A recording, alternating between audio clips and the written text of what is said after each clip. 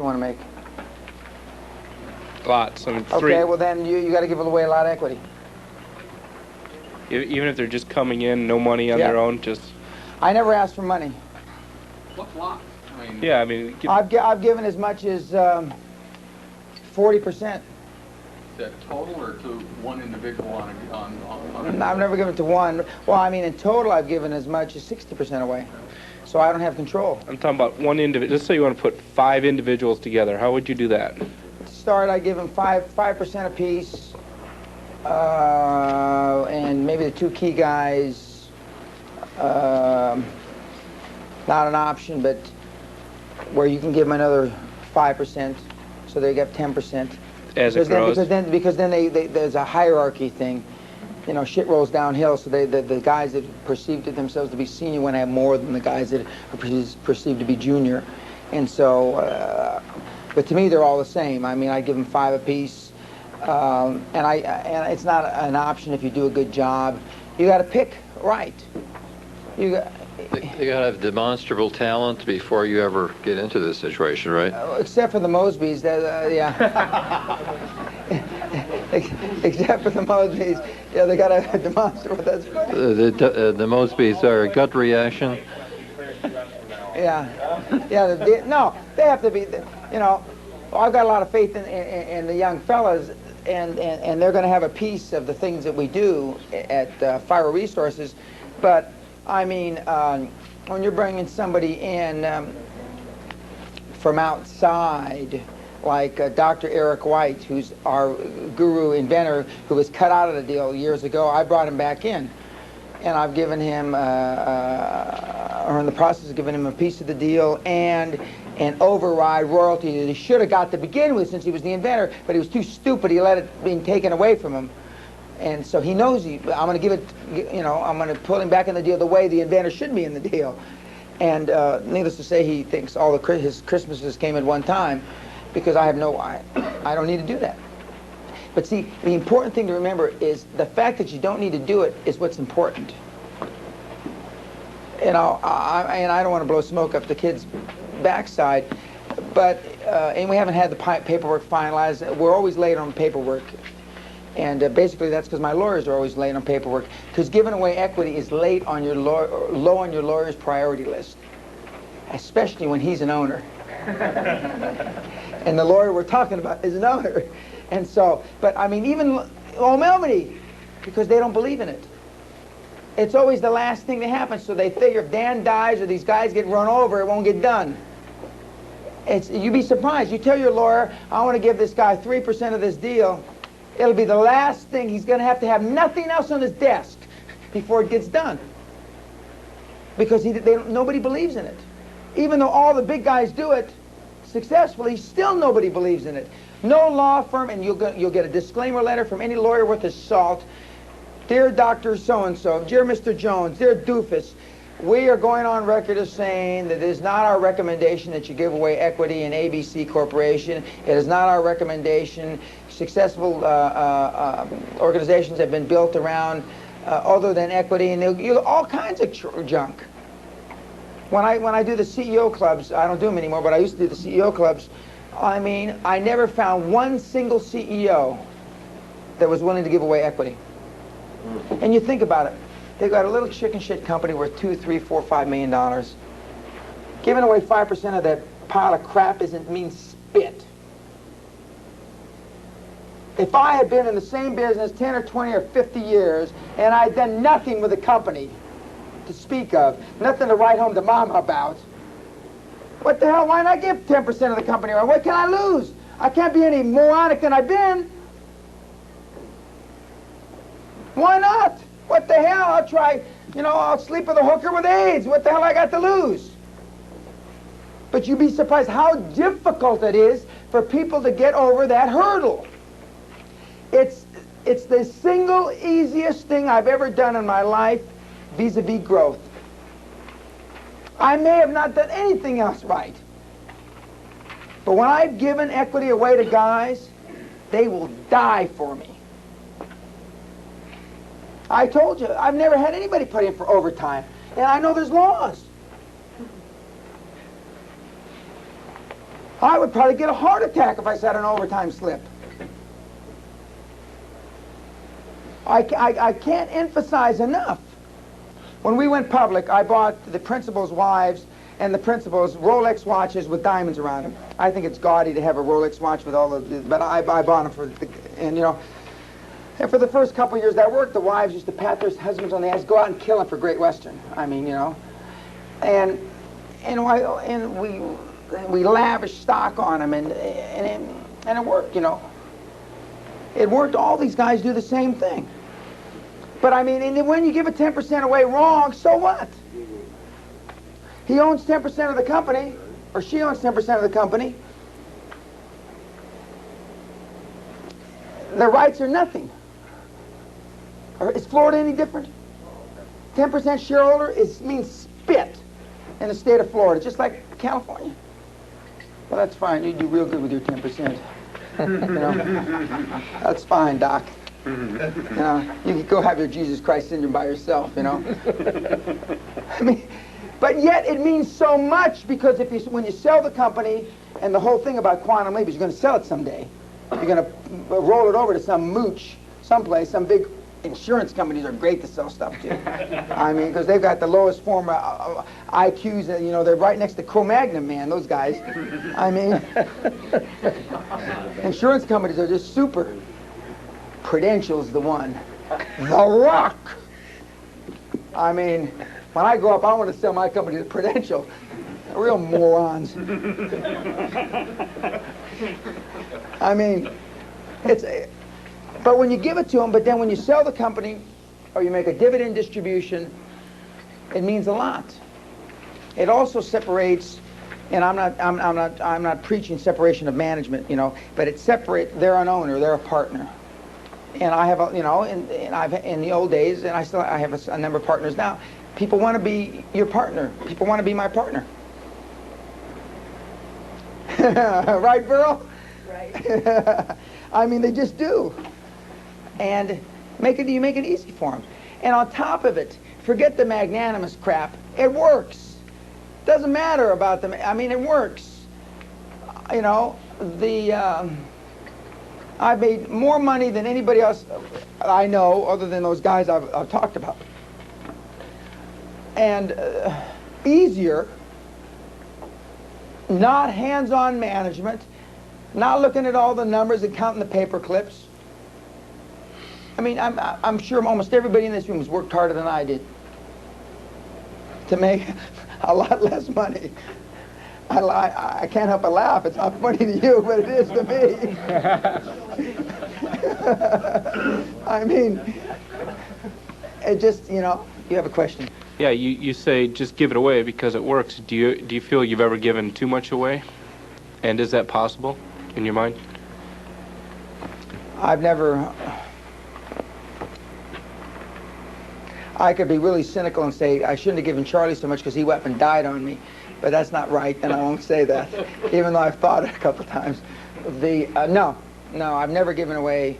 I've given away too little a few times, and then I've rectified that. Because, you know, I give somebody this, and I give this other person 2x, and it becomes instantly obvious to me that the 1x person has 4 times better than the 2x.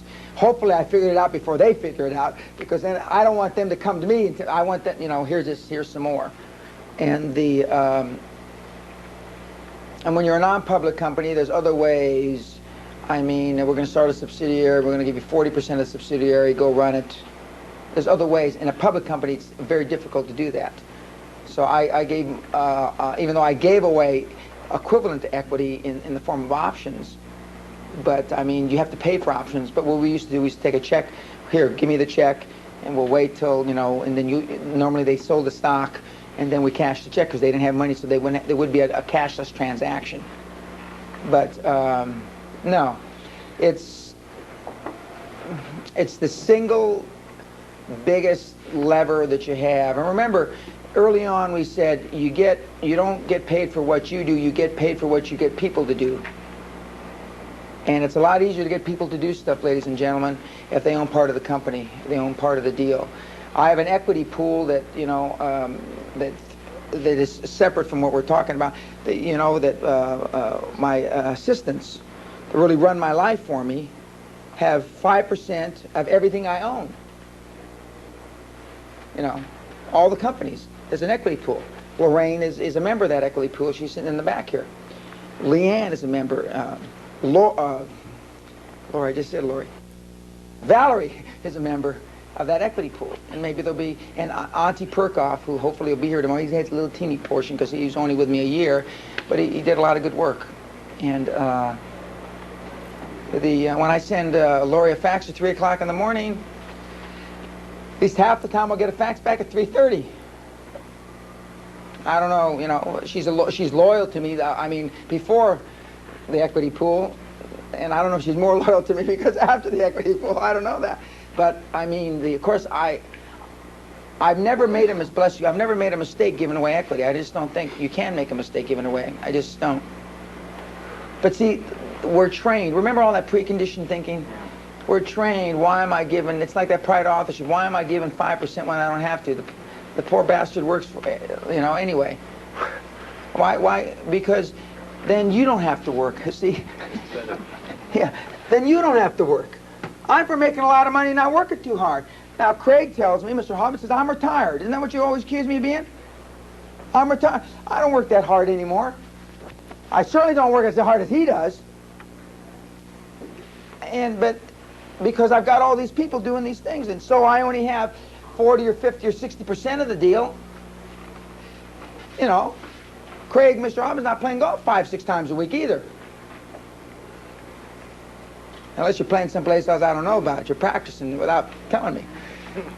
And that it allows you the freedom to either do more business or not, at your choice.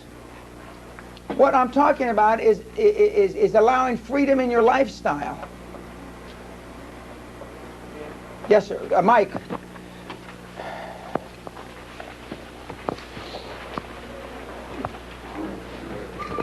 With these equity situations that you give away, what do you do when this employee exits the company? Do you have buyback arrangements, or, do you let him keep the stock, or what? What do you do? Okay. There's a couple different ways.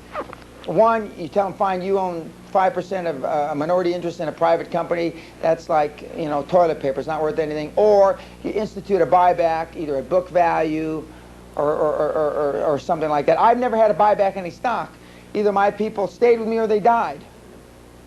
I mean, not because I had anything to do with them dying, but they either stayed with me or they died. And I've never had the buyback. I've never had to do that. But you can institute, or you can give them. You can. What was that? I thought that like in those Gremlin movies. I thought somebody jumped out.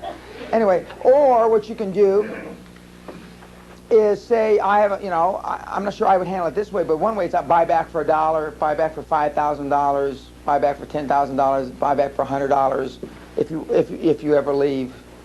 But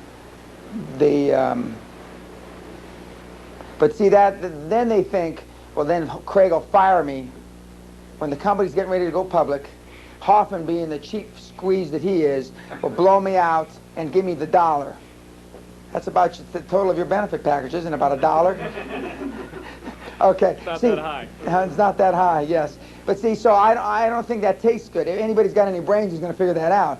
As soon as, we're going to hit it for a grand slam, I'm going to get thrown out and I'm going to get $1 for it. That's the kind of deal I got with Taylor.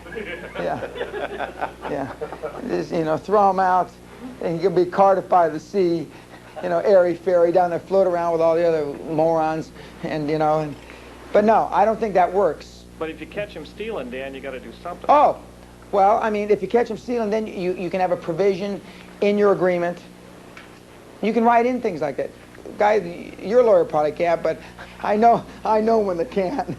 No, you can write in those things.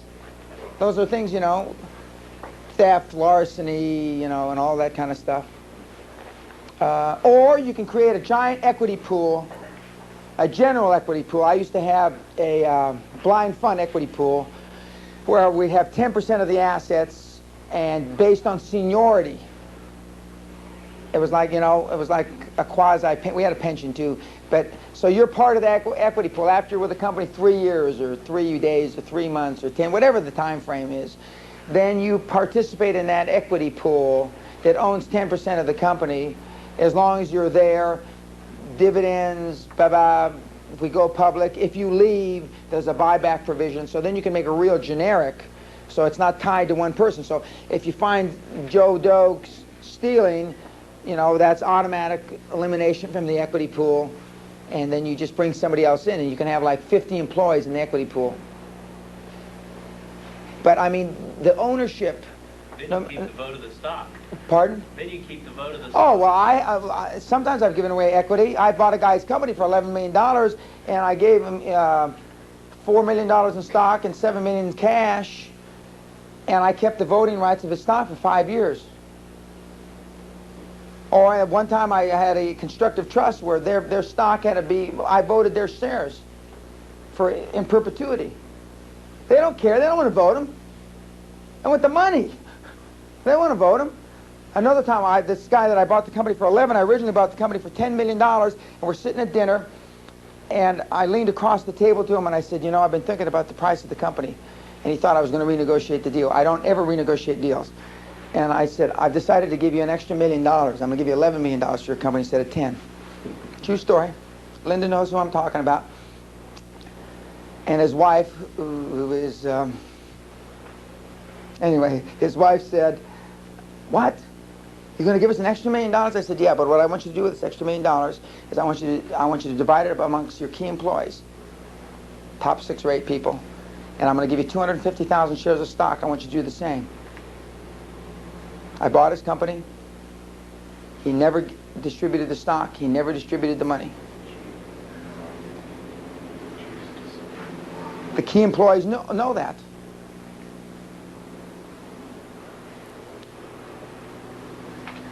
See, if I was buying Mr. Hoffman's company and I said, Dan, I'm going to give you 50 million, 20 million, whatever the company's worth, I'm going to give you an extra $3 million I want you to give the key employees.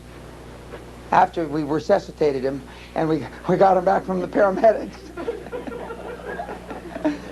You know? But see, I was trying to buy the loyalty and the camaraderie of those people. It worked even though they never got the money because they always knew. Yep. Money's the key. Carnegie said, financial motive first. Nobody made more money quicker, more successfully, had such an impact on this country than Andrew Carnegie. When he was worth $500 million at the turn of the century, that was a lot of dough then. And then he decided to give it all away. Can you beat that?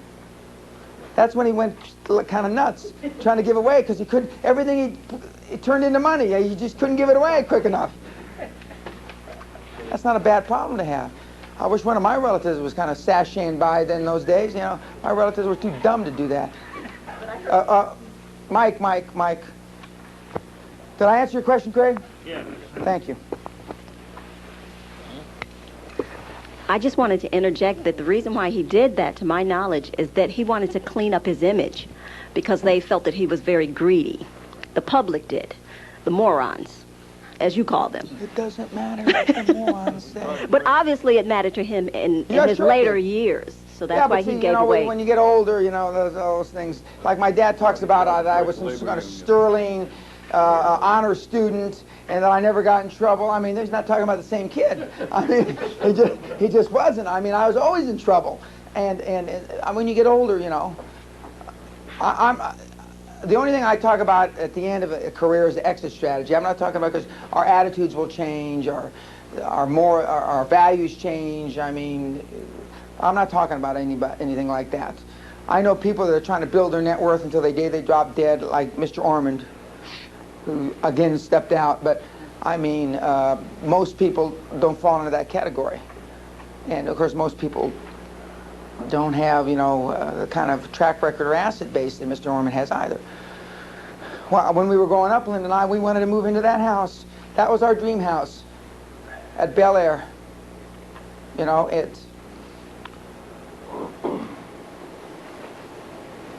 as you grow older, even as in the 20 years that Linda and I have been married, 20 plus, our values have changed about what's important, what's not, and certainly what's a lot of money and what's not. That's certainly important, or has changed dramatically. So to the extent that Mr. Carnegie decided he changed his value system, it's like Arm & Hammer wanted to be bar mitzvahed. Wanted to clean up his act before he died. He died the day before he got bar mitzvahed. Now, if that's not an act of God, I don't know what. Because Arm & Hammer screwed everybody in the oil business on both sides of the Atlantic. If that's not God talking, I don't know what is. Because God wasn't going to cleanse his sins. I mean, yeah. He's down there, you know, getting pitchforked every day in the ass. I mean, yeah, that's right. Yeah, I mean, that's one of the great acts. I mean, when that happened, I couldn't believe it. I mean, there is a God, you know, because, I mean, he spoke yesterday when he took old Arm & Hammer. You know, he bought the little, you know, that powder that you put... Bacon soda. He bought that just because of the name. Arm & Hammer. Arm & Hammer. He bought it. Shareholders were real happy about that. It's the kind of thing I probably would have done too, but I mean, you know, they had a deal called Dan Pena or something, some company. I probably would have bought it as well. But have I answered the questions on this equity question? It's critically important. What time is it, Ed? 4 o'clock. Okay, it's critically important. Tomorrow we're going to talk about growth and actually putting a plan together. Taking that doofus dream team and those doofus advisors and putting the rubber on the road and building your own plan and showing you how to take it from idea to execution and the ability to delegate. Because when you give people equity, you have an infinitely easier time to delegate to them. They won't be telling you. They'll be doing like this before it even happened. They would like John Mosby came to a board meeting just before his wedding. Maybe I hope that's not the highlight of my feelings for you, John. It's been so far. Yeah, I know. But I mean, I like that. Linda knows how much I like that. I mean, I like that. You know, that was it wasn't meant to be a doofus test, but it was a good doofus test. By the way, a doofus test is when you try to put somebody in a position to see how they're going to act under pressure. Because I want to see if they're going to falter, and they can't suck up their pantyhose way before they're working with me. Yeah. Yes, sir. Dan, there's the idea about giving away equity seems to have another kind of obvious benefit, and it only took me a few hours to finally figure this out.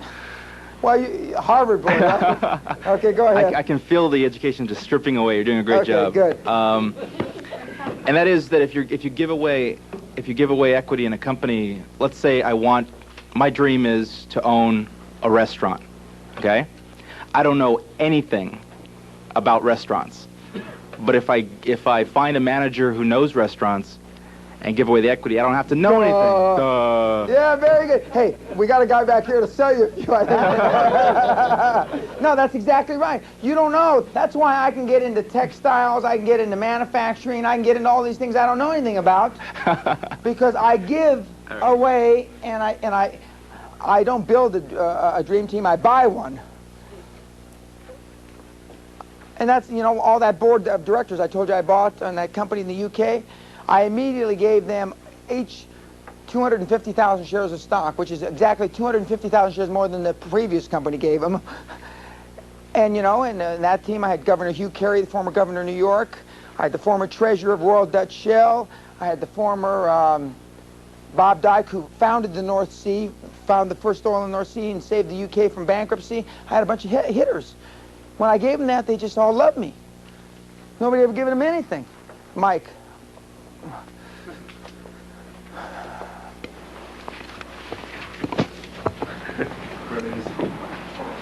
Yes, sir. What did you give up in your film deals, and what happened? My wife's in the room. I can't talk about that right now. That's a joke, Linda. Joke. A little humor. No, we get, yeah, very little. Yeah. We did not give, there are no net proceeds in a film deal. You know, it's like the Davy Crockett Show, which was one of the most popular shows in the history of TV.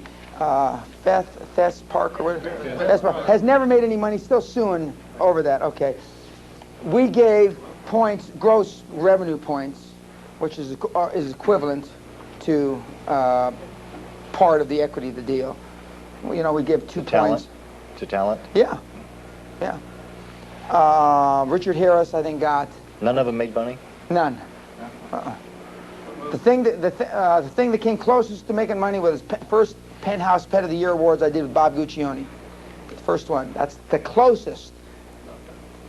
And it didn't see the light of day. Remember those days, Linda? In fact, at one of my deals, what was the name of that guy that in the jet that rode back with you, our master of ceremonies?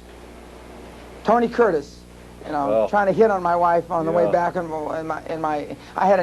was a citation jet. We called it an Imajet. It was an imitation jet because seagulls could fly faster than we could, you know.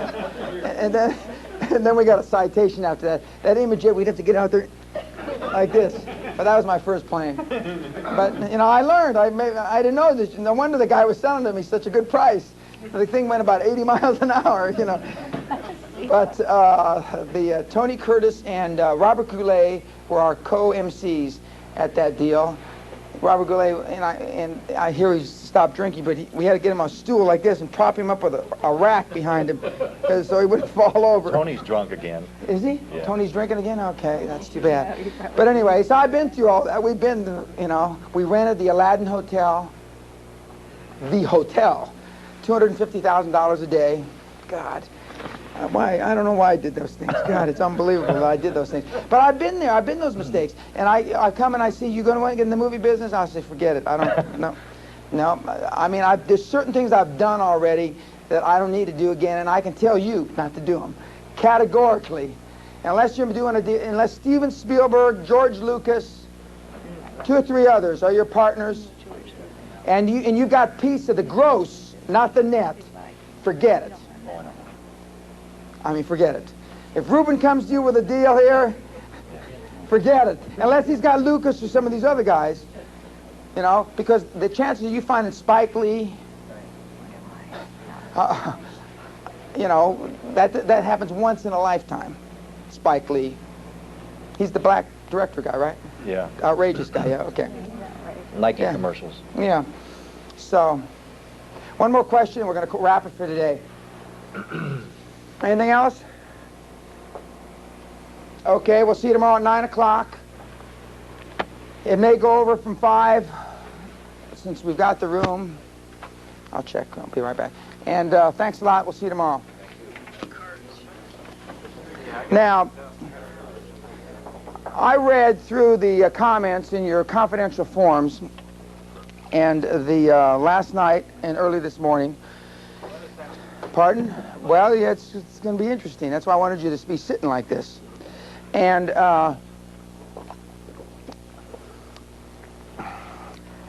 to 85% of the audience, when you had a list 1 through 7, you know, God, country, family, etc., country was last. I was stunned. Country was last. A couple of people put God last. A number of you, a majority of you, put friends in 6th. Then country last in importance. If you put friends in 6th or 7th place, you got no problem being a quantum leaper. Because it doesn't matter what the morons say. Yet, when I talked about that, I could see your asses pucker up. So either you're lying on the forms, which is, even though the confidential forms, you're either lying or you don't understand, or you're dumber than this group's dumber than I thought it was. But there's a dichotomy there. Something's wrong. For all these people that don't give a damn what the friends are last, country's last or friends are last, then you ought to be quantum leapers. You ought to be leaping from the chest of your competitors right now.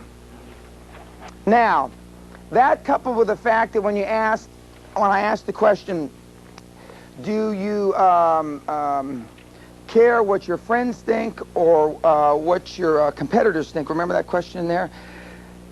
Some of you said you didn't care about in your business life what they thought of you as a business person, but for you personally, it hurts your feelings, or different words, what people thought of you personally.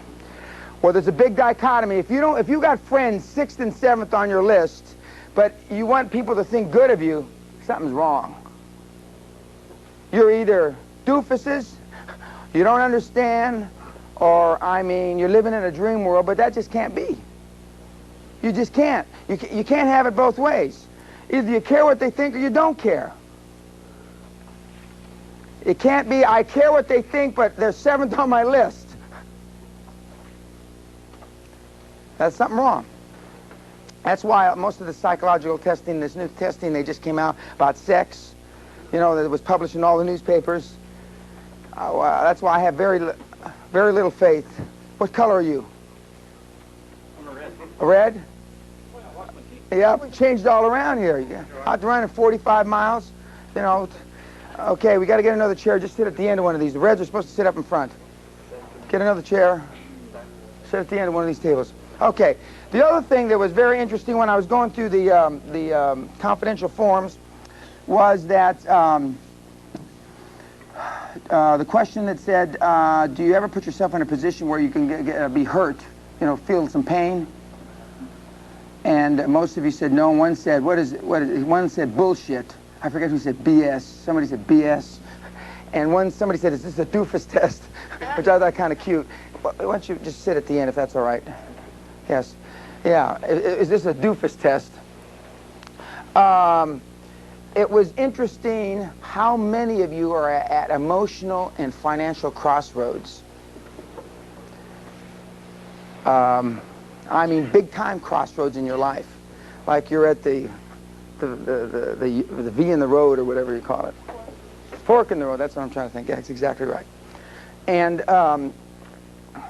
clearly, probably 3/4 of you. 3/4 of you. And in a braggadocious sense, you come to the right place, because I understand that, and to the extent that I've had a great deal of success, and I have had a great deal of success with a lot of people, it's getting you down the right road, or bringing you to the realization that you're fine just where you are, because you're not willing to pay that price to action. And don't whip yourself and quit, don't beat yourself up about it anymore. I'm okay, you're okay, cha-cha-cha, like the book says. Another interesting thing in the profiles were, what's my dream, my ultimate dream? And I'm positive there's 4 or 5 of you that put net worths of, or liquid assets of $200, $300, $400 million. There's no doubt in my military civilian mind that before and some of you handed in the forms late. Now, what I didn't do this time is correlate the guys that said, or ladies that said $300 or $400 million net worth to the ones that handed them in late. I have no correlation. I got a feeling that there's a statistical pattern there, that the ones that handed them in early didn't have those $300 or $400, $500 million net worths. I'm willing to bet my life on that. But we didn't. See, normally we put a time stamp, but we didn't do that this time. But I'm positive. But other than that, as a group, they were between financial independence, not having to worry about money in doing the things I want to do, generally speaking. And there was just a handful, build a large organization, $20 billion in sales, $2 billion in sales, et cetera, et cetera. Now what I'm going to do, Lorraine, I want you to pass a piece of paper around, because I'm going to go back and correlate the reds, the greens, the blues, etc. When your name goes by, put your name, just put the color, predominant color. If you're a switch hitter, put both your colors that are tied. And go back for my own, not peace of mind, but for my own reasoning, and go back and find out if there is any correlation. And I think there will be. I don't think, I know there will be. But And then one of the questions was, is happiness, at the very end, the last question, this was the doofus question, the sucker question. Is happiness the real thing, or is making money, you know, and virtually all of you said, I want to be happy, but I think I could be happier making a lot of money or having money, but virtually all of you. And that's not how I filled out that form. When you were asked whether you were a realist or a romantic, all the women lied and said they were a realist. Virtually all of them. Well, I mean virtually all. Virtually all doesn't mean all. Okay, virtually all means something less than 100%. Hey, Harvard, talk to her at the break, will you please? Okay. The guys put, a couple people put both, romantic and realist. And that's bullshit, but anyway. And, but virtually everybody said that they're realists, and that's not true. I mean, I've talked to some of these people, and the other parts of your forms don't correspond to being a realist. So this begs a big question now. Why is there such a dichotomy in the way these things are filled out by the one person from the first page to the last page? Because the last page is the doofus question. It's the sucker question, you know. And my experience has been, because of the preconditioning that you've had all these years, the 20, 30, 40, 50, 60 years of your lives, has been not only wrong, but it's been inconsistently wrong. And I try to look for some patterns for the minorities vis-a-vis if their inconsistent patterns were the same as the Caucasian inconsistent patterns, and there wasn't any, I couldn't figure out any correlation. I had to go back and try to remember who was African American, well, the Hispanic ones were easy. I mean, and your name was easy because I remember that name. That's kind of a funky name. Too many people named that have your name. But so even in filling out forms, and that are based on your business experience and your life experience, there are the great inconsistencies. You know, like my wife would have filled out that form, and she said, you know, like the sign says, you know, if you don't think you can buy happiness with money, you don't know where to shop. And when I met my wife, she was, you know, airy-fairy romantic. Now she's a rich airy-fairy romantic, but I mean, she knows what side her bread's buttered. And what quantum leap thinking is all about is to figure out, if you want to put butter on your bread, what side do you put the butter, and to remember that. And most people that go through the seminar circuit don't understand that. And that's why there's a lot of inconsistent thinking. This can be broken down, quantum leap thinking can be broken down to very simplistic precepts. And we're going to talk about growth today and how you put your growth plan together. Now, I also heard through the grapevine that we have one or two people. Remember, I kept on saying, how does this apply to you, and how do I take action? If you have questions, it's not my job to go around and say, do I have all your questions answered? You're not going to leave here being unhappy, because I don't really give a shit. If you don't ask me the questions, I don't want to see it on the critique sheet. I said that before. So today's the day. You got questions? Flap your lips. If you don't have questions, as an engineer once told me, a very bright Stanford engineer, he said, because I was asked why I didn't have any questions, he says, Mr. Pena, I thought questions were only, you should only entertain questions when the individual, the participant, didn't understand. I understand in an unqualified manner. I said, okay. What the hell? That's Jake with me. I mean, if you understand, you understand. But so, I mean, if you do, and some of you do, that's fine. But today's the day. And again, how does this apply to me? How do I take action? Now, again, because you're thinking, preconditioned thinking, you may understand how it applies to me, but you probably don't understand how to take action. What you do. Mr. LeGrand understands how it applies to him, and he knows how to take action because he's already taken some steps. The young lady in the front here, the kid, the baby, who figured it out in about the first 40 minutes. And so, a number of other of you that I've had the pleasure of sharing some time with, personal time. But if you walk away from here after we go through this action plan part, and you don't understand how to take action, after we spend a couple hours trying to take action, then I mean you've got to stop me, and we've got to talk about it, and I'll answer as many questions as necessary. Is there anybody that doesn't understand that? Now,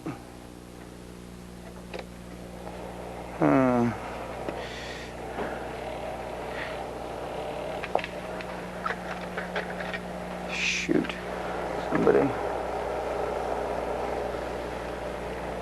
Okay, now,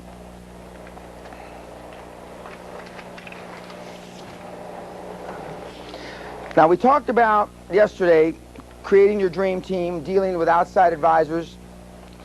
We talked about how perception is reality, how I'm perceived both in Europe and throughout the United States.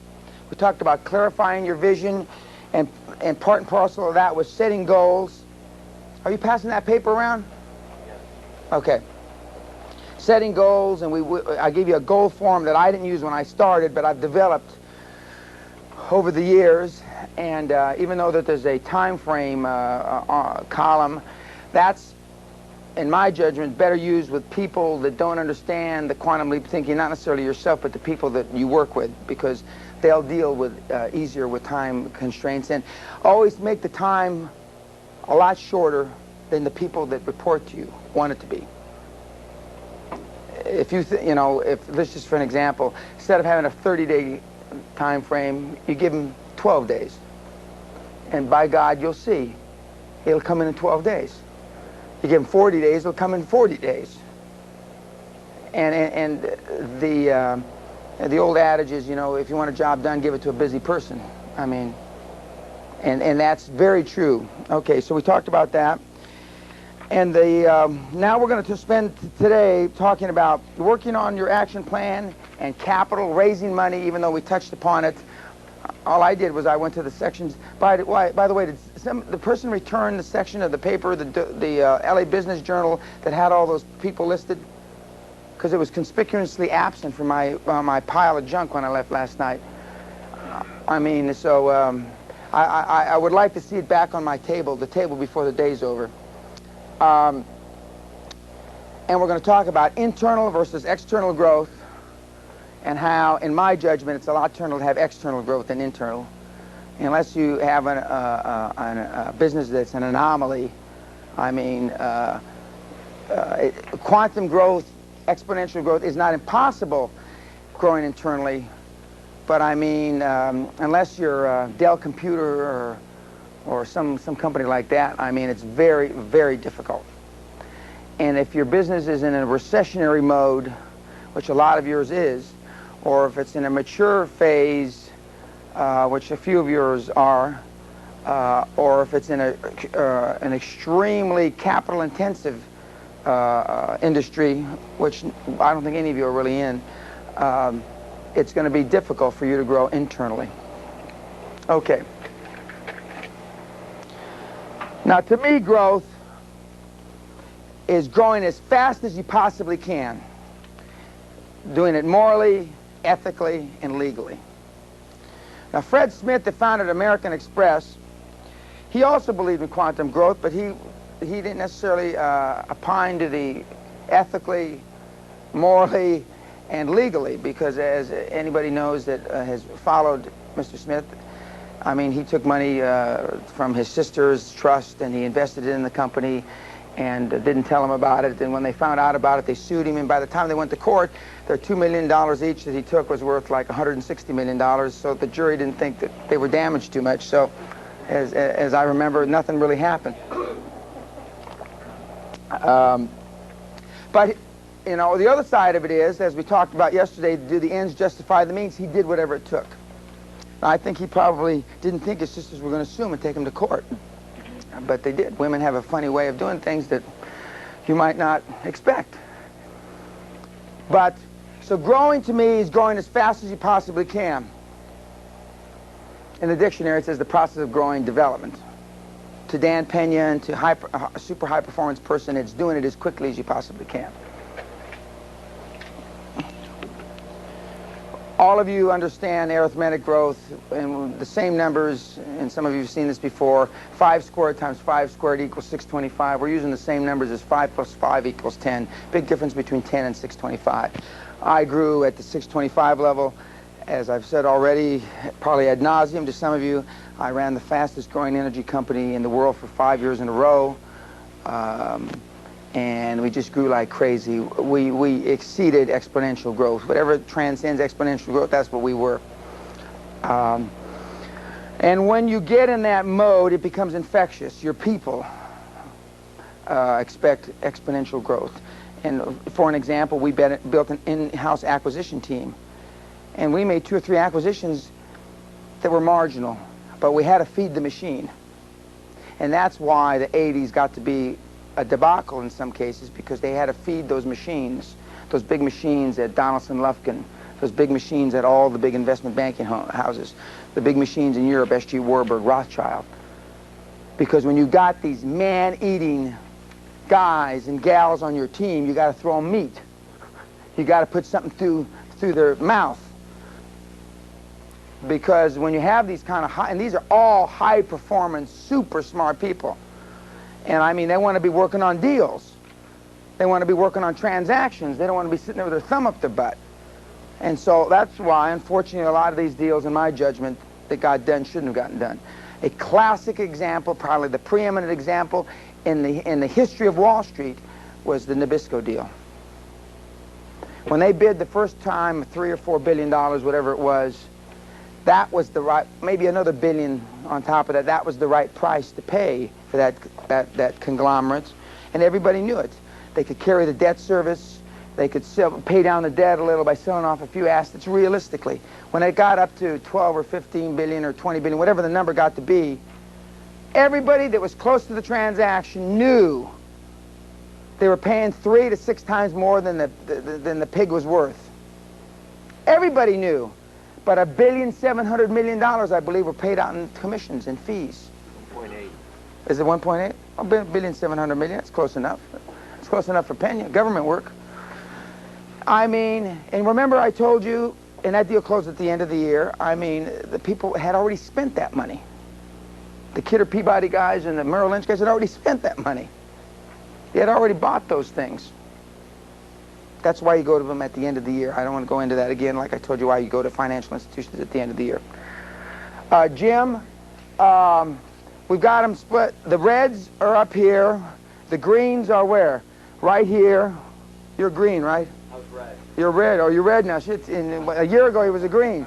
Okay, the blues are here, and the yellows are here. Okay. And except for the people that are later in the back, and so they're, you know, we've got a couple of the 1/4 of the Mexican morons and 2 of the Harvard doofuses in the back there. For those of you that want to talk to a Harvard-educated lawyer that doesn't have much experience, he's sitting right back here. Raise your hand, Roll. Yeah, right there. He's one of my doofuses. No, I don't want to insult the Mosbys. They're my doofuses. These guys are, I got to come up with a different name for them. So, Dilbert. pardon? Dilbert. Dilbert, no, okay, maybe. So, that was a classic example of quantum thinking about not only revenue generation, because quantum thinking can also follow the fee and commission rational line of thinking. And that's what happened to Wall Street in the 80s and the early 90s. And fortunately or unfortunately, I had already been gone from Wall Street a long, long time, so I probably would have got in trouble if I was still there. It's a sudden, highly significant advance and breakthrough. Remember how I talked about and how the young lady said, I guess I'm going to have to get out of this business. It's completely walking in a different direction. For those of you that haven't thought about selling your business, for those of you that haven't thought about going public, and the top of the bull market is here. I don't know if it's going to last 3 more months or 2 more years. I don't know. But I can assure you this is the top. Because they're taking shit public that... And I've been through 2 cycles. Some of you haven't been through 1 cycle. And I mean, they've taken stuff public, you know, they'll be taking the flower shops public pretty soon. I mean, you know, push carts. I mean, push carts. I'm not talking about flower shops. Yes, sir. Mike, where's the mic? Everybody looks around. Who's Mike? Who's Mike? Okay. How does that affect the guys who want to go public? You know, it takes a few years to do that. If it happens, well, you just have to wait to the next cycle? No. You never wait to the next cycle. What you do is you make it happen by buying somebody. See, and then when you buy somebody and you know you're gonna, let's just say that we were gonna buy your company, and let's just say for right now it was worth $1 million, and let's just say to make it simple that he makes $100,000 after taxes a year. So right now they're taking companies at public that 15 times earnings to 50 times earnings. Okay, let's just say that 20 times earnings. So, pardon? Oh, so we're going to pay him. Now, in the public arena, they do that. Now, in the private arena, you buy companies for 6, 8 times cash flow. And I'm not going to get the difference between cash flow and earnings. But let's just say we could buy his company for $5 million. But he negotiates hard, and he winds up getting 8. Who cares? We're going to spin it off at 20 times. So instead of making the difference between 5 and 20, we're going to only make the difference between 8 and 20. Who cares? Most people in this room would care, and they would beat and lose the deal over it. If he wanted 12 million, if he wanted 15 million, I don't care. Let's just get him in. Yes. So what's a company that's earning $5 million worth on taking public? Well, it depends on the industry. If you're in the coal industry, you're worth 8 to 10 times earnings. If you're in a high-tech, you're probably worth 25 times earnings. If you're in the service business, you're probably worth somewhere between 10 and 16, 18 times earnings. Who determines this? Well, the marketplace determines it. It's where the marketplace is. Right now, the companies are selling for multiples that are the highest in recent memory. Remember how they said recent memory? They're always the highest in recent memory, but they're the highest in the last 10 years. Glamour healthcare companies are at the higher end of the continuum. Telecommunication companies, you don't even have to make any money because, you know, they think Star Wars and they think they're going to be beamed up and all that crap, and I'm not going to live, that won't happen in my lifetime. But I always like a business that you can't get a hold of, as they say in Texas. You can't get a hold of the numbers. I like an amorphous. I like mercury that's slipping around so you can write anything about it and not be lying. That's what I like. You know, I like it to be just kind of rolling around and you just can't grab it. Yes, ma'am. Dan, when you're saying earnings, are you saying net earnings or gross earnings? No. After-tax earnings are always net. After tax. Now, it's interesting. One of the reasons I went to the United Kingdom is in England and Europe, they don't care about after-tax earnings. Everything's pre-tax, and there's a reason for that. Because they know everybody cheats on taxes. So they pay on multiples of pre-tax earnings. And it was a mitzvah. I mean, as soon as I saw that, because of my Wall Street background, I knew I had a home. I mean, this is my kind of place. They're still doing that? Absolutely. And because they know. Now, because I was an anomaly there, I was a U.S. reporting company that had conformed to U.S. GAAP, General Accepted Accounting Procedures, that was reporting in the United Kingdom. So we had our numbers, Coopers and Lybrand had our numbers laid out just like an American company. Then in the annual report we have a summary of the numbers, and then it'd say above the line, below the line. That's what they mean by before tax, after tax. And we'd show, you know, all this above the line stuff. And that's why we paid our bonuses out of before tax profits instead of after tax profits. Sometimes our bonuses were more than our after-tax profits, which you couldn't get away with if you were listed. You could do, but I mean the shareholders would get all upset with you. But we had all UK shareholders except for a few of us, myself included. So it doesn't matter what you pay this guy if you're going to take it public. I mean, within reason. I mean, you don't do like KKR did and pay 6 times what the company was worth, and it'd have it to be a great debacle. That's not what I mean. But the minutia, the micro stuff isn't as important. It just isn't. And that's why, you know, going public with America's is all about. I mean, they're creating capital. I don't know how many tens of hundreds of millions of dollars that Michael Milken created in the market, but he did. He created hundreds of thousands of jobs. That's why all those CEOs got up and testified for him in the trial. At the end of the day, the judge, didn't give a damn, but he created a lot of jobs. He created more jobs, I believe, in this century than any other man has. Is he still in jail? Michael's out. No, Michael's teaching at the Anderson School at UCLA, Graduate School of Business. That's where he's teaching. He doing deals? Yeah, oh, absolutely. I've seen him at the market in Encino. Yep. Yep, he's still, he's not wearing his toque anymore, right? No. Yep. He shops at Gelson's. Yeah. Sure, he just lives above there. Or below Gelson's, not above. Okay, so we want you to come up with a breakthrough strategy this afternoon, today and this afternoon, on how you can make your business grow and what you can do with it. Physicists studying quantum mechanics note that particles make these jumps without apparent effort and without covering all the bases between the starting and ending point. I had a guy who was a real PhD physicist who had worked on that. When I say Kennedy, the moon deal, he had actually done that deal. And I used to say there was tens of thousands of permutations. And he took me aside during the break. And as it turned out, this guy went to Taft High School in the Valley, contemporary, same age as I was. And I told him that Taft High School just won the National Olympics, Academic Olympics, or whatever they call it. And he said he couldn't believe it. Now, this guy went to MIT, PhD. Taft, or William Howard Taft in Woodland Hills, impossible. They're all morons up there. I said, well, since you left 30 years ago, maybe they've bred something other than morons. But he explained to me, and he got up and with a chart, tried to explain to the audience, which went over like a fart in a punch bowl because nobody cared. But there were millions and millions of permutations, not tens of thousands.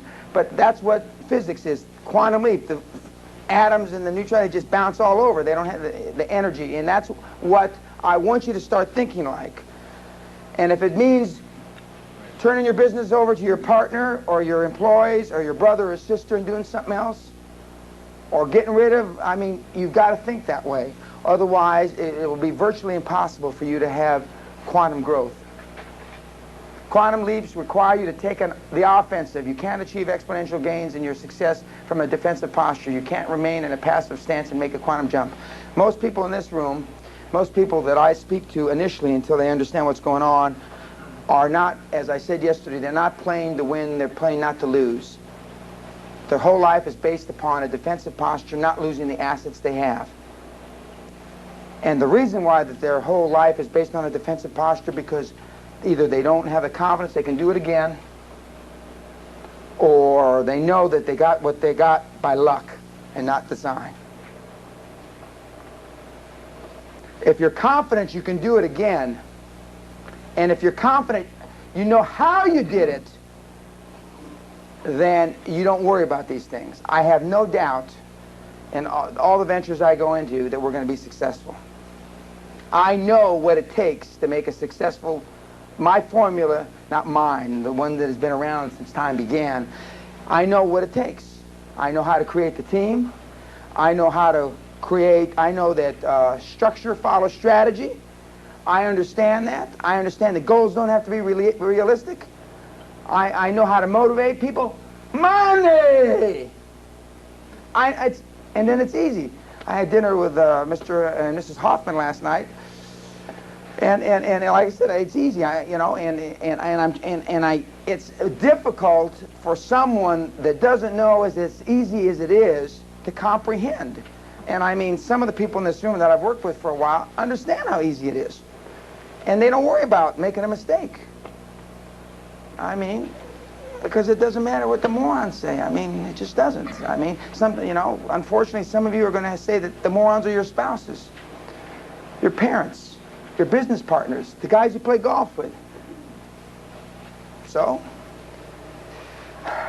Quantum Leap is a move you're already prepared to make, you just haven't done it. Everybody in this room, everybody, even the lowest form of doofus in this room, is capable of this. There's nobody. If I could introduce you to some of the people that I grew up with, they would get up here and say, we can't believe that Dan Pena, one, lived this long, let alone made any money. From the background that I came from, it's it's beyond, you know, even when I think about it, sometimes I give myself a reality check. I drive down to where I showed you where I used to live. Then I drive up to my house in Palos Verdes. It's you know, whenever I have to go to a reunion, the 10, 20, and 30 year, 25 and 30 year high school reunions, they don't understand. You know, when I went to my 10-year reunion, they thought I all died in Vietnam, and then when I went to my 20, they thought I died from drugs, and then when I went to my 25, they finally figured out I hadn't died yet, and they don't understand, you know. My wife has talked to some of these people. If I can do it, you know, anybody in this room, it's you know, a lot of the other high-performance people most of them don't tell you how easy it is. Because why educate all these people, Dan? Because if everybody gets educated, it's going to be harder. That's true. It will be. Like Candace Knoll, God love her, she says, Dan, don't be coming and educating any women down here in Houston. I got Houston by the ass. I want to keep it that way. So I cut that deal with her a long time ago. Don't go down there teaching women in Houston, which was not a good deal. One of my 30,000+ mistakes I made in business. But because it just isn't. I mean, you've heard Burl talk. You've heard Whipple, you heard the Verdiers, you heard the tightwad cheapskate Rick Smith, you've heard Casey, and just if that tightwad, who's so tight, he squeaks when he walks, he's so cheap. He's even done it, and you can figure out he's done it as cheaply as humanly possible. That cheap, screw. He's figured out a way. The reason why he waited a year, because it took him a year to figure out how to do it cheaply. You can even do it that way. Well, that's not the way I did it, but I mean, you can. So it's just not, it's not hard. And you're all are ready to make that move. Now, I've alluded to this off and on for now almost plus 2 days plus, is that one of the keys to putting your plan together is not wasting time on things you can't change. So that may be partners, spouses, whatever. Now, I'm not suggesting you all run out and dump your wife or your husband or your business partner. Sure, yeah. Yeah, no, I'm not suggesting that you do that unless you want to grow. If you don't want to grow, then then you don't have to do that. Now, but one of the things that I pride myself on is I virtually waste no time on things I can't change.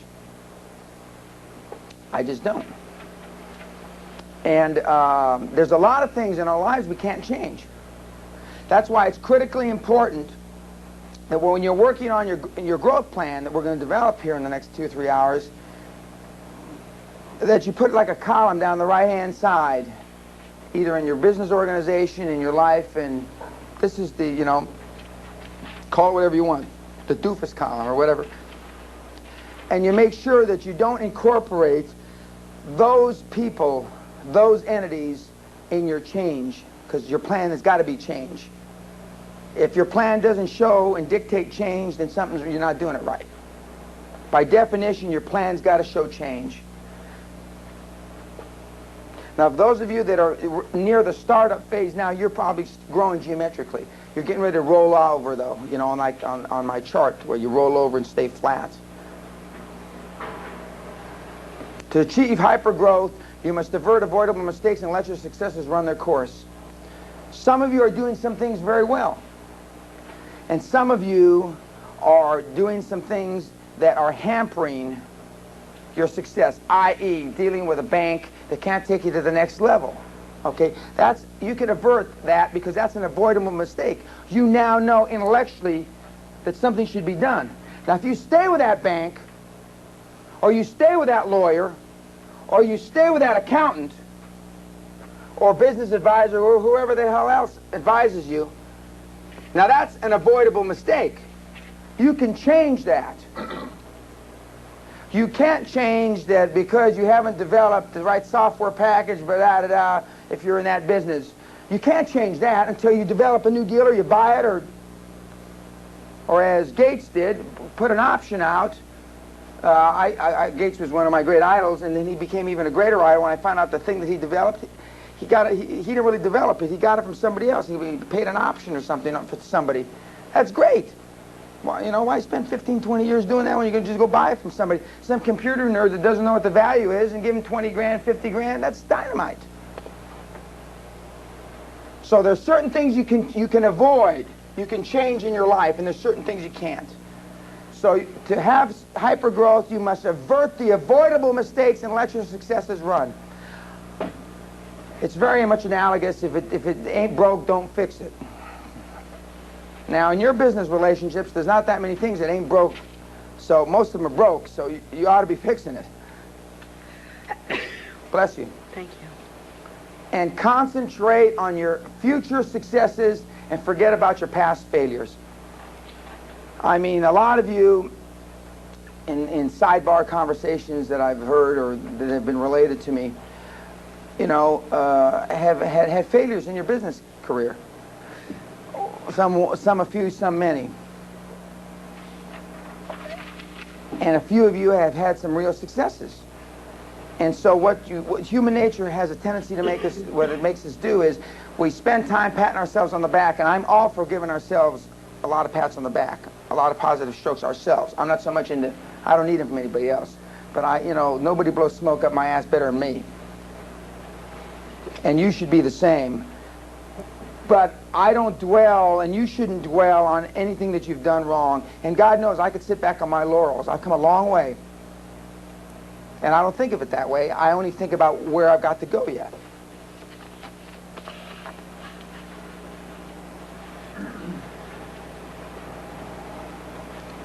And if you don't have that burning desire and total commitment, then you spent a couple days in Palos Verdes and maybe had some nice food and looked at the beach and because I can't produce that for you.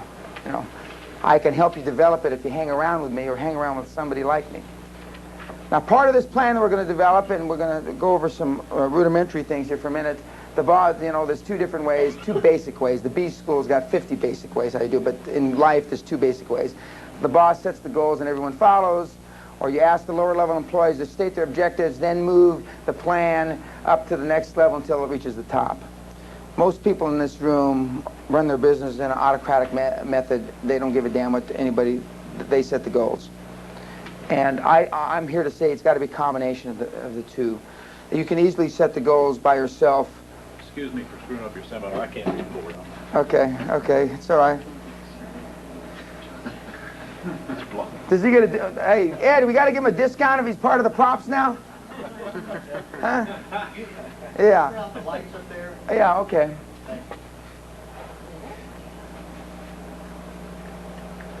Is that any better? Okay. So, when I first started Great Western, I did the top. I mean, of course, I was the only guy there. I mean, me and a phone, it wasn't too difficult. So, but as I acquired employees, and because I learned long before that I was a macro manager. And one of the reasons I became a macro manager? Because I wasn't worth a damn as a micromanager. It became very obvious to me. And you know what? Most of you aren't any good as a micromanager. You think you are, but you're not. Because not many people are good as micromanagers, period. Not just us.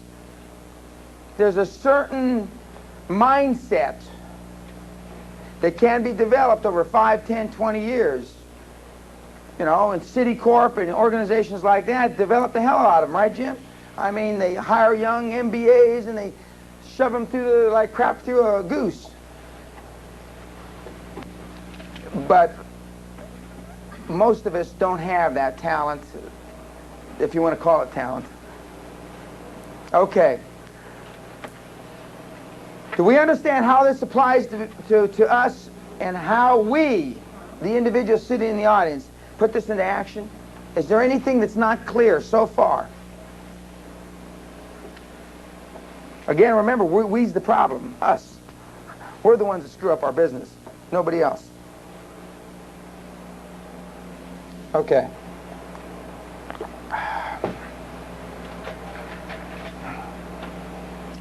Peter Drucker, who I have a lot of admiration for, he's over at Claremont, the Drucker School of Management at Claremont, out here in Pomona someplace. Management by objective works if you know the objectives. 90% of the time you don't. So this, total quality management and the management by objectives that became very popular in the 80s and the 90s. And, I mean, that works, but 10% of the time, because 90% of the time we don't know, we don't understand. And even a higher percentage of the time, the people that work for us. That's senior management don't know, let alone junior management. If senior management only knows 10% of the time, what the hell is, middle and junior management know? Yet we, especially I like when the young kids come out of the B schools, they come full of piss and vinegar and they're all fired up and they've got all these books and they got their Lotus 1, 2, 3 and they can crunch numbers and all this stuff. But, remember, structure follows strategy. They know how to put, the structure together, but they haven't figured out the strategy yet.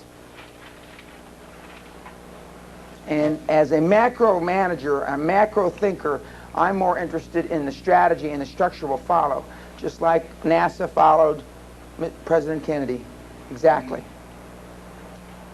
That's probably one of the great examples of macro thinking in this century. And Jack wasn't that bright, President Kennedy. We had a lot brighter ones. But it happened. It just happened. And when Ted Turner started CNN 10, 11 years ago, they all thought he was an idiot. They all thought he was crazy. Well, his goal is to control that medium worldwide. That's his lifetime, or not his lifetime, his goal that transcends his lifetime. Who knows? We'll see. He's certainly got a big leg up on it now. There's no question about that. Rick Scott's goal was to control health care. That's a pretty damn big global. That's a ballsy deal. But it's a complete reversal. Rick Scott was a lawyer, in my judgment, one of the best corporate lawyers in America. He was my lawyer.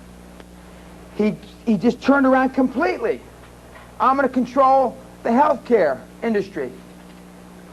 That's a pretty damn big. It transcends big. Just like Adolf Hitler, 3 greatest salesmen in the world: Hitler, Muhammad, and Jesus Christ. Hitler said back in the 20s at the Wannsee estate out in it used to be East Germany, now it's in big Germany, when he sat down with the industrialists and his team, he says, we're going to control the world, and they put together their plan. He was a little former corporal from the First World War that had been mustard gassed. A little doofus guy. He came a long way. Quantum thinking works. Now, these are things in your planning, and I say CEO, but it's the senior entrepreneur, the owner. These are things you can't delegate, in my judgment. Not just in my judgment. A lot of guys smarter than me that have come up with this. You can't delegate strategic planning, the system. Cannot delegate that. That has to come out of your mind, your brains. Number 2, you cannot delegate control and accountability of the system. If you put the system in, then you sure as hell got to be responsible for it.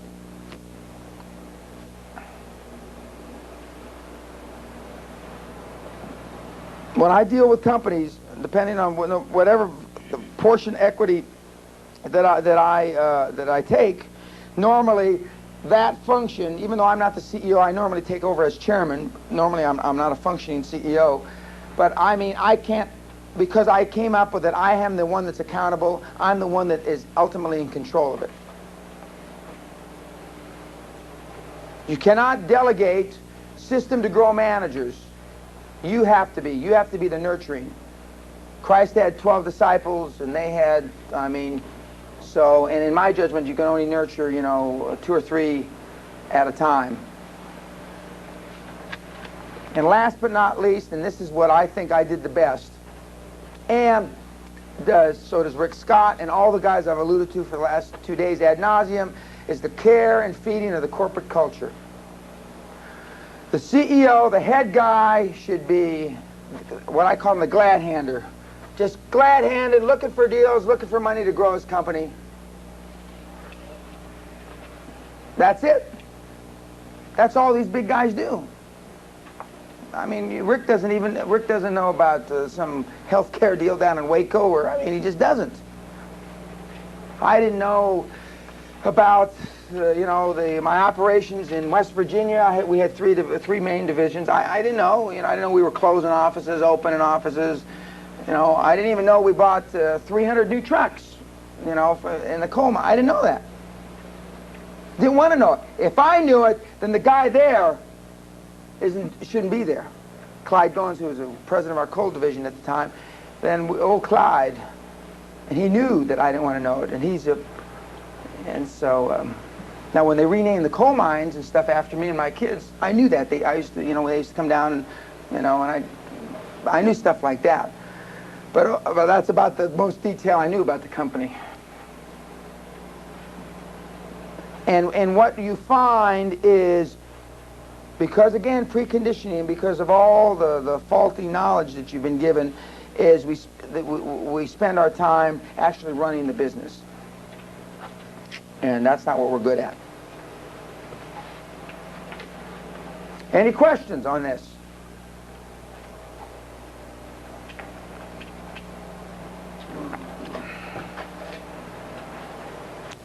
People don't do what you expect. They do what you inspect with respect. It took me a while to learn this, because I thought if you dealt with bright people, you never had to inspect or check on things.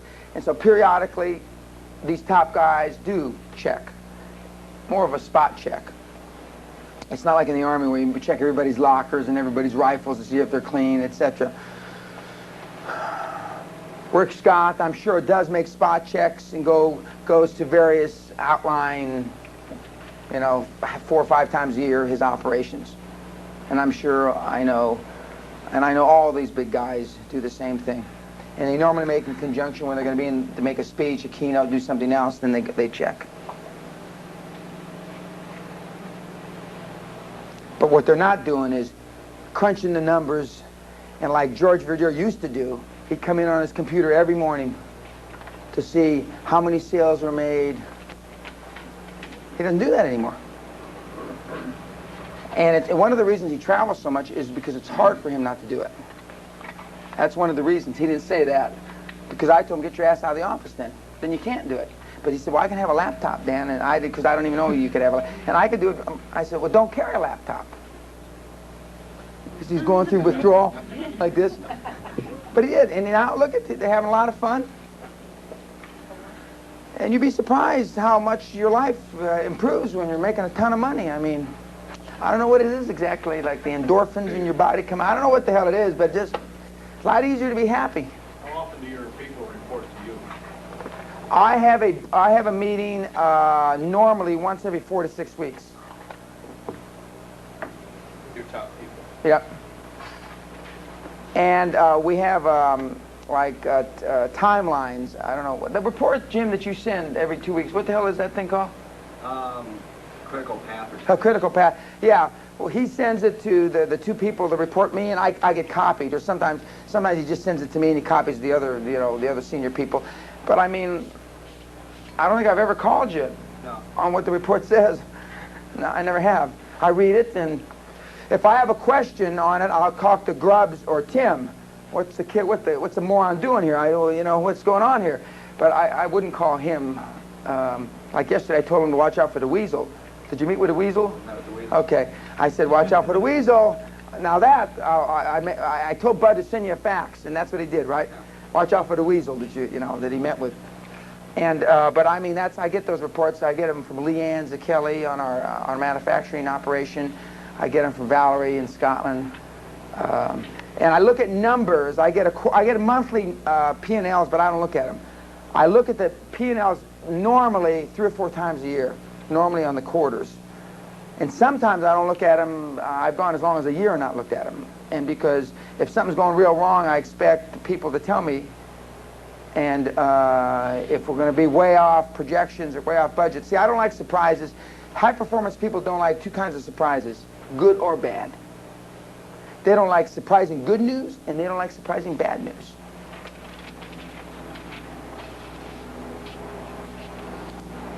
Because if we get surprising good news, it's because we didn't have a feel for what we were doing. And we should have a feel for what we're doing. We shouldn't have profits, shouldn't be 300%. That means that we had a misallocation of assets, we had a misallocation of people. Something's wrong when profits are up 300%, we think they're going to be at 15. Something went wrong. And I don't want that. That means we could have had other people doing other things. This business is easier, or the margins are bigger. And if that's the case, you don't need the 5 people there, you only need 2. We could have had these other 3 people running another business.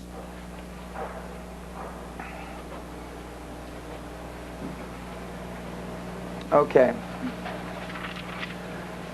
And then, and the thing, once you put the plan together, this is critically important. Most of you take their plans, anybody that's had one, and you put them in the top drawer of your desk, and they stay there. For those of you that flew here, the first thing the pilot does is check his flight plan. Then when he gets up in the air, what does he do? He has to change it. If you're off 1% coming from Sacramento down here, you'd be out in the middle of the Pacific Ocean someplace. You constantly change it, and if you send a rocket toward the moon, about 90% of the time it's off course. It fails its way to the moon, continually making mistakes and correcting them. What you've got to do with your plans once you get them is you continue to monitor them and adjust them. Monitor and adjust them. Life and business, neither one are static. And what we do is we shove them in a drawer, and we don't look at them. And big companies do it best. Big companies, Citicorp, have got a 3- and 5-year plan. They probably haven't made changes. I mean, because pride of authorship, the guys that put the plan together, if we have to change that plan, they made a mistake. It's not true. They didn't. I mean, something else has happened. Saddam Hussein did this, the price of oil went this, interest rates had a change. I mean, something changed. And you see very little in the larger the organization, the less flexibility there is in the planning mechanism, in changing it, in adapting it, in moderating it. Now, some of these things may seem to you, well, guys, talking about, I'm just, I got a push cart here, I'm selling flowers. This is me. If you don't understand this stuff, you're going to have a fish or a flower cart pushing in the middle of the street next time I see you. You got to understand this stuff. Or you got to get somebody that understands this stuff. One of the two.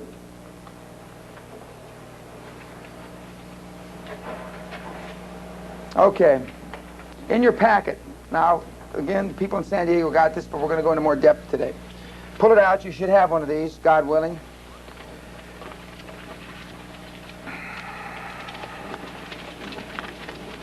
Now, when I first started giving the seminar a year ago in May, I didn't have the handout, and I didn't put it together this way. But I got, and I used to go through this just off the top of my head, because I've done this so many times. I mean, I'll have to write it down. But so then we put it to paper. Does everybody have one? It looks a little different. No, that's the 4. There's the one that's attached to that should have 11. There's 2 of them. It says 11. It says 11 on it. It's a little different look. Yeah. Oh, yeah, okay, you got it. Looks different, okay. And there should be one, the backup says 4 on it. 4th step, to whatever the other, okay. Now, how did I develop this? I developed it by making 20-some thousand business mistakes. That's how I developed this. I developed this getting my head handed to me in various parts of the world in business. I developed this by getting my knickers ripped off in Abilene, Texas, in Graham, Texas, in Mineral Wells, Texas, New York City. That's how I developed this. I developed this because I got scar tissue all over my body and a lot of up my backside. Okay. The most crucial thing about, now this is taking an idea from an idea form to execution. And most of you, not all of you, most of you are past the idea stage. You had a different idea. Now, you got a different idea. And some of you may have changed your idea since you walked in here. Start hearing me babble on about it. Okay, so you've got an idea. Now, some of you come up with ideas almost instantly, like the young lady. I'm doing something. I'm not in the right place. I got to be someplace else. Some of you develop ideas over time. Doesn't make any difference. Once you've got the idea, I can normally come up with ideas like that. I mean, I don't develop anything over time. I don't know if that's a right side or left brain problem, whatever. By the way, if you want if you ever think you're losing focus or concentration, if you go like this about 4 or 5 times, and just over a couple of your ears, the gurus say that brings your right left back into balance. I don't know if it does, but I do it all the time. You know, I don't know if it works or not, but whenever I do, at least I go like that. Okay. Don't hurt yourself. Okay. Now, so I've come up with an idea. Now I'm gonna try to use like this with your fingers. Hey, Craig, just turn around and hit that guy in the head and maybe help him a little. Anyway, okay. Some of the analogies I'm going to use about how I decided to get into personal development, business success, business. I came up with the idea back in April of 1992 when I was doing some lectures pro bono, and somebody said on the way to the Metropolitan Tennis Club that I belonged to, I played a lot of tennis at the time, he says, you know, Dan, you ought to do this for real. You ought to do it for money because... And this guy was a seminar junkie. He says, you know, I've gone to a lot of seminars, and maybe there's 10 or 20 guys that are, or ladies that are worth a darn, and the rest aren't too sharp. And you like public speaking. Make a long story short, I didn't think anything of about it. We played tennis for a couple hours, and I'm in the shower getting cleaned up, and like a light bulb went off in my head, like those old Ford commercials where the big light bulb went off. Big light bulb, and it was like I was blinded. And, you know, either I was having a seizure or I was having an idea. And so... I thought to myself, and I immediately thought of dominating the personal development business. I instantly went to that. I didn't think about sitting down and test marketing seminars for $89 to 10 grand. I didn't think any of those things. But I just said, yeah, dominate. I saw myself walking around and 10, 20,000 people in stadiums, and that's what I thought. Okay. Now, I instantly came up with the idea. I'm a cross between Billy Graham, or excuse me, the guy that just... Elmer Gantry and Norman Schwarzkopf. I instantly came up with that analogy. Didn't know what we would call it or anything like that. I called Bud Grubbs, who's one of my partners now, who is a consultant that I helped convince him to leave Ford Motor Company after 17 years, 3 years before his golden, whatever they give you at Ford for after 20 years. And he left and went out on his own and became, he has a specialty on dealing with government and government contracts. He's one of 2 or 3 guys in the country. And the first year out, he made like 4 or 5 times more than he ever made at Ford, which he made a lot of money at Ford. And so I said, Bud, I think I'm going to go in the seminar business. What do you think? He said, yeah, that'd be dynamite. He said, how soon you can get over? He says, tomorrow. So he came and we sat down and we worked through 3 days, day and night with Leanne. And we bought one of these things where you can write on it, and you press a button and it comes out like in a fax machine, you know? And we worked day and night around the clock for 3.5 days. And domination of the world, this industry was at the top, and then we worked down. Okay. So we had this idea, and we came up with what we said, a 4-page game plan. No time frame.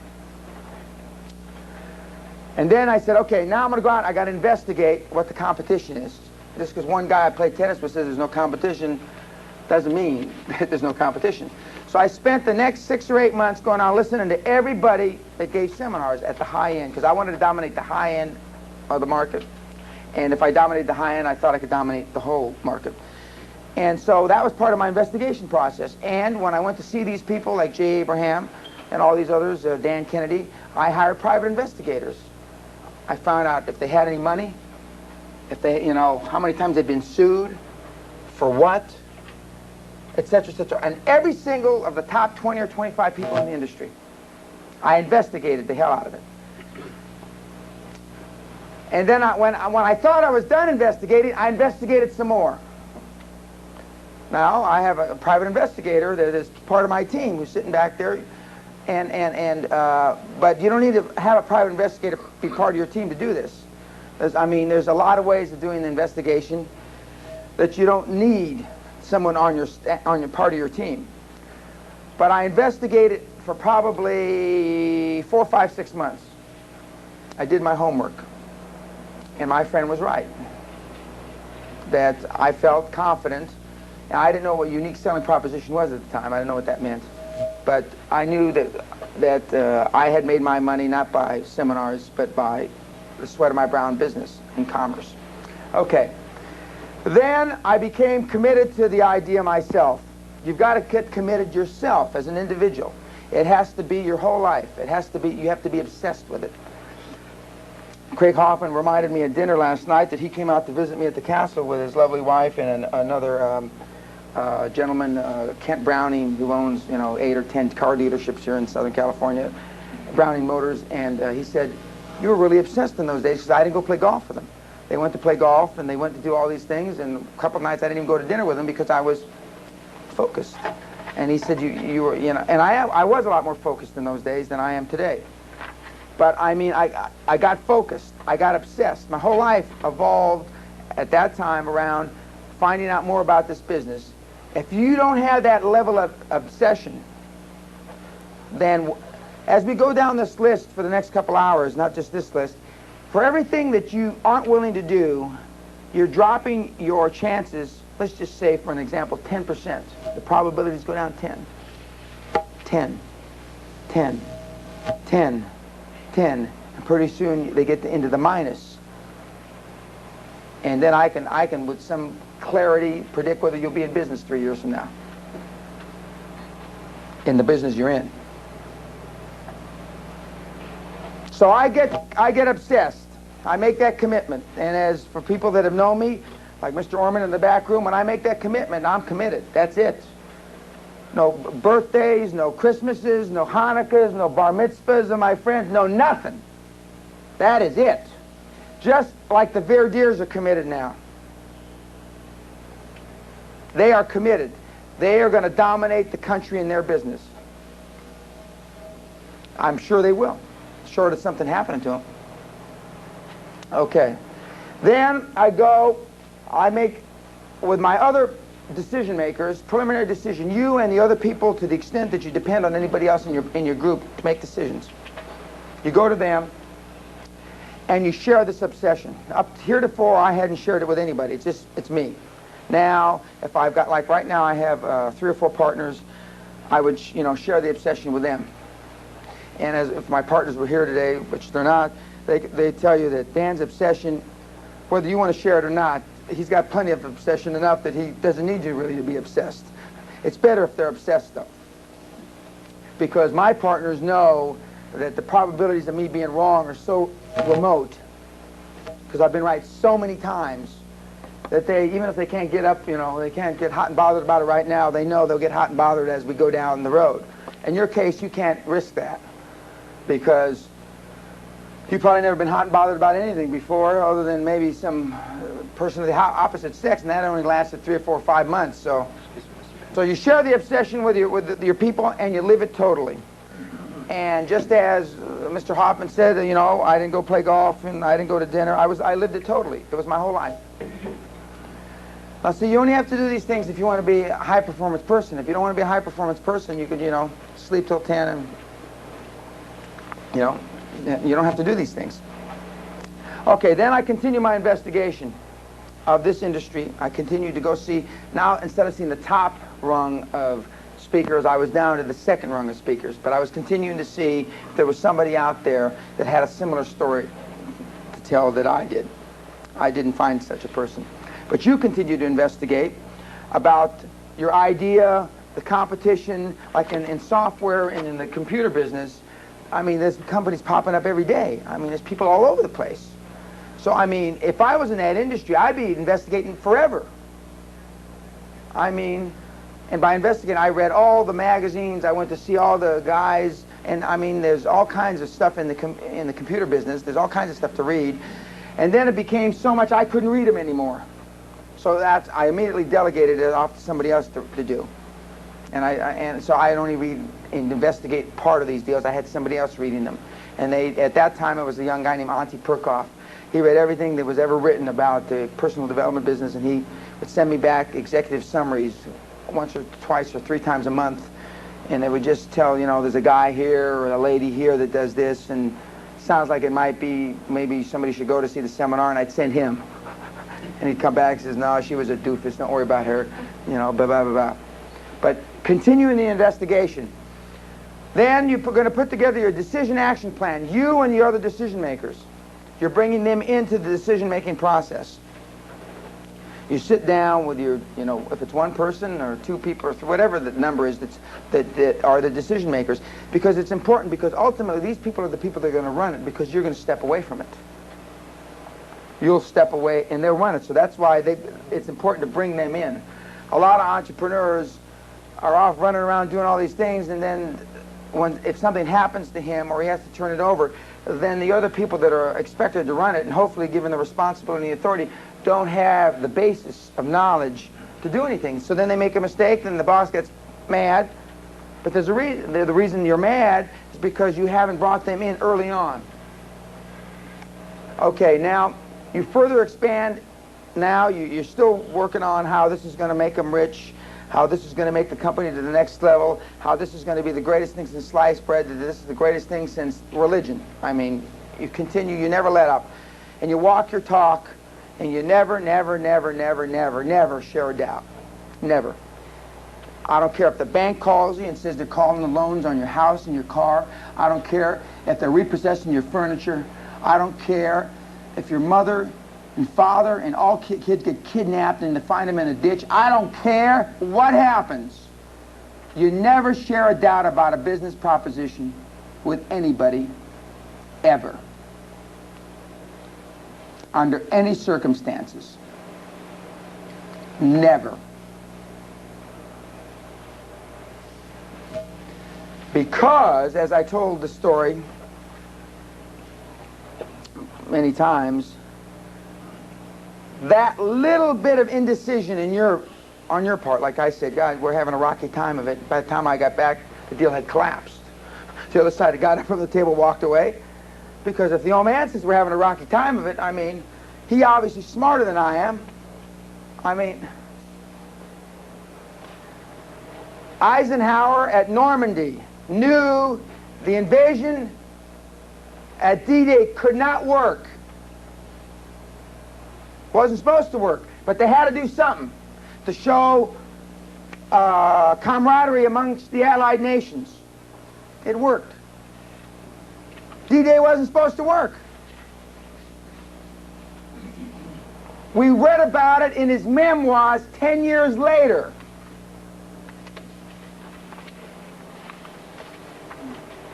Rommel, I can't remember who he kicked the hell out of in the first, for whatever general, when he first was fighting in North Africa, whoever he was fighting, Rommel was undermanned, no ammunition, low on fuel, da-da-da-da. He wasn't supposed to win.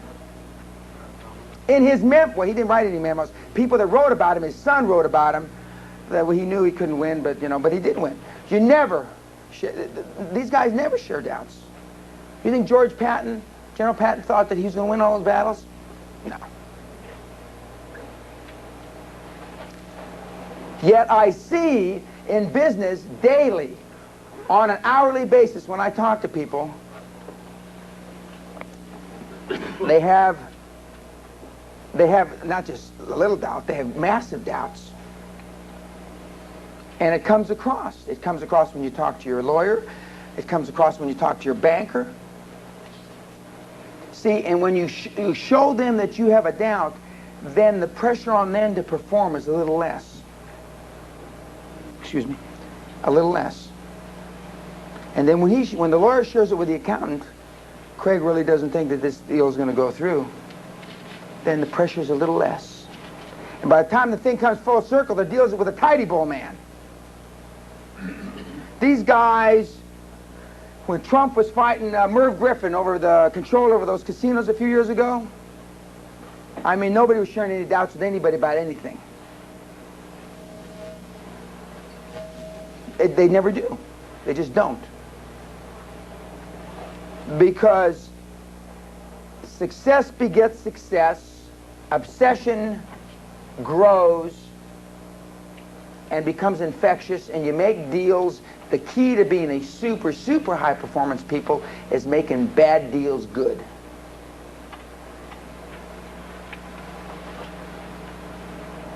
That's my specialty. Bringing them back from the death. Bringing them back from the other side of that tunnel.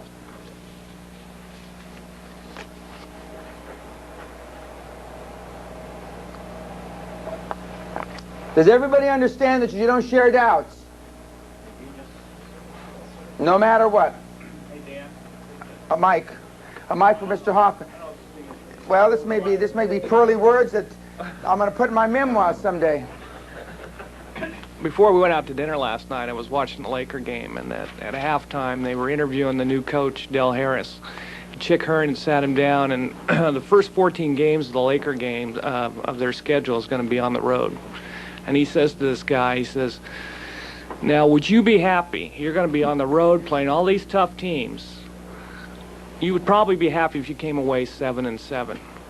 And you know, no way was this guy going to say, well, I'd be happy 7-7. He looked at Hearn and said, you know, I'm going to take each game at a time. I think we can win each game that way. And he said, I would be happy being 7-7 if going into the 14th game we'd lost 6 and won. I mean, we'd won 6 and lost 7. Yeah. Yeah. He wasn't going to. There was no way he was going to share any doubts Absolutely. about how bad the schedule was and the fact that they were on the road. I mean, it's just this thing about, you know, and I'm talking about with your spouse. You don't share. You just don't. One of the reasons my wife's spending pattern doesn't change, even though I teased her the other night, you know, I haven't had any real income for 3 years. I've been unemployed. I never collected unemployment. I guess I could have. I never thought of it, really. I guess I could, yeah. I guess there's no reason why I can't. I certainly paid into it, but it didn't even dawn on me to collect unemployment. How much is unemployment a week? $220? Jesus. No, it didn't even dawn on me. Is there any time limits? Can I still run back? But the yeah, I got to go look for a job though. Okay, I got to qualify. Maybe you want to apply just so you can show them how screwed up the system. Yeah, but I mean, the reason because my wife thinks that everything is fine. There aren't, you know, she doesn't. She sat in on part of a business meeting I had yesterday with Mr. LeGrand, and it's the first time she sat in on a meeting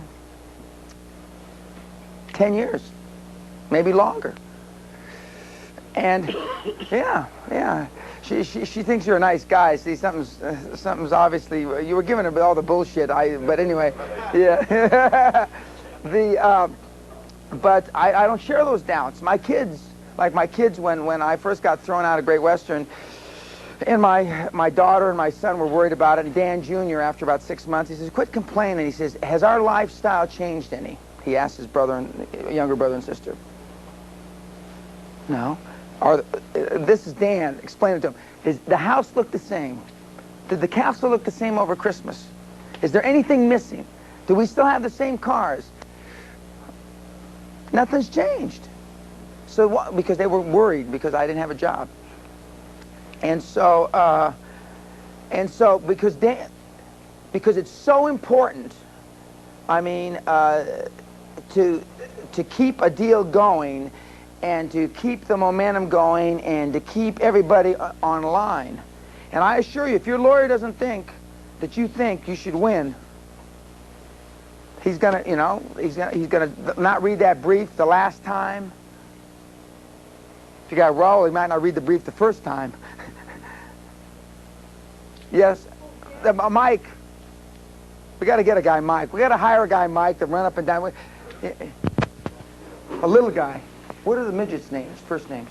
Greg and John. Oh, we need a Mike. Okay. No, Daniel, I was just thinking of how many doubts the attorneys tried to place in you. Yeah. Well, we're going to get to that, but yeah. It would have been so easy to buy into the doubts and it would have changed the whole outcome. Yeah. One of the things that we're going to talk about after the planning part is that even though I recommend highly that you hire the very best you can't afford, even they will tell you you can't do it.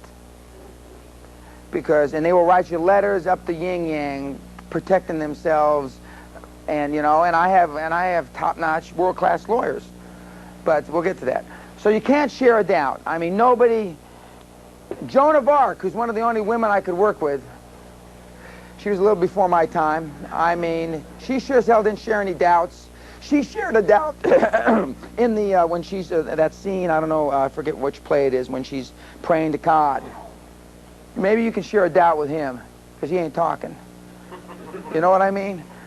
But I mean, anybody else, forget.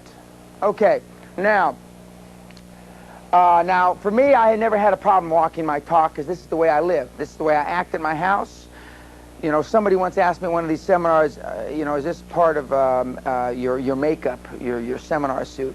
For anybody that's been around me, my house, my kids, unfortunately, I swear at my kids. I talk to them just like I talk to you, call them doofuses, and this is just me, this is 100%. So I don't have any trouble walking my talk, because this is the way I live my life. Some of you are going to have to adapt like a chameleon to being this way all the time, because the more you act this way, the easier it becomes, and pretty soon it's not an act, it's reality. And reality always works better than an act. Okay, now you put together your other decision makers, not you, a critical path. And the primary reason you haven't put together a critical path, Mr. Mosby, is because they're going to be responsible for it, enacting it. And you want their head on the nail on the door. You want them to take responsibility. You want them to take the authority, because you're giving it to them. So you let them put the critical path together. You let them, not you. And part of this... Okay. Now, we're at the stage, we've just, you've gotten your other decision makers and you to put together an action plan. You've made that decision. Okay. Now, from that action plan, you're going to put a critical path or a timeline together.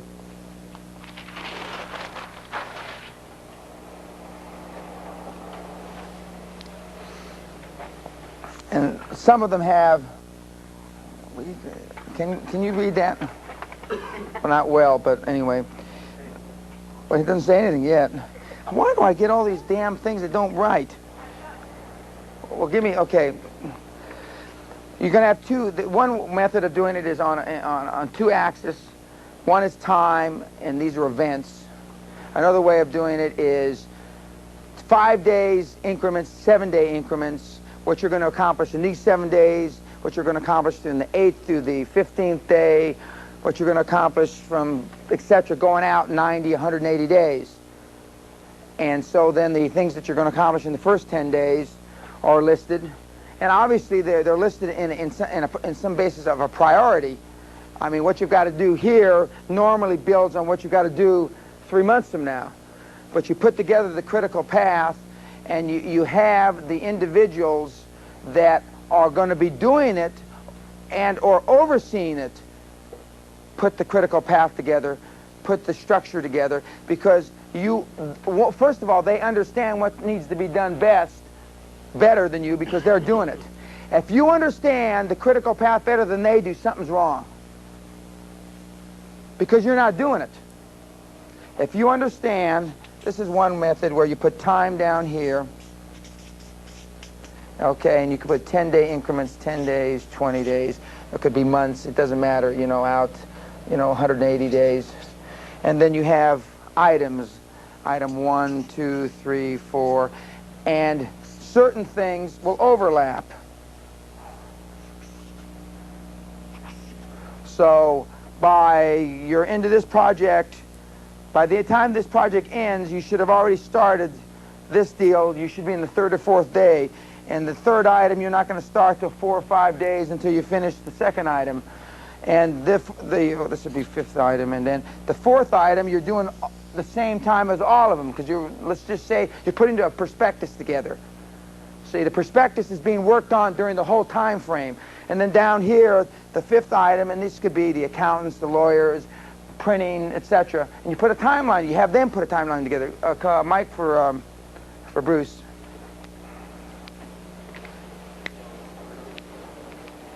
Now, engineers know how to do timelines, critical paths. MBAs know this kind of stuff. Right, Bruce? Absolutely. When you first did that for Great Western, you did the first timeline yourself, and then part of that was to get a group of people you could have do another critical path? Or how'd you handle that? When I put the critical path together, when I first founded Great Western, it's like I pointed at the moon. I said $2 billion and the top energy executive 5 years in a row. We're out of 5 years. 5 years in a row, I think it was. And that was it. That was my grandiose critical path. Just like we're going to land the moon. Okay, man on the moon. Now, as I brought people in, then it's just like when I started in this business, I want to dominate the industry. That was it. Dominate the industry. I didn't say timeline. I didn't say when, where, who, how, what.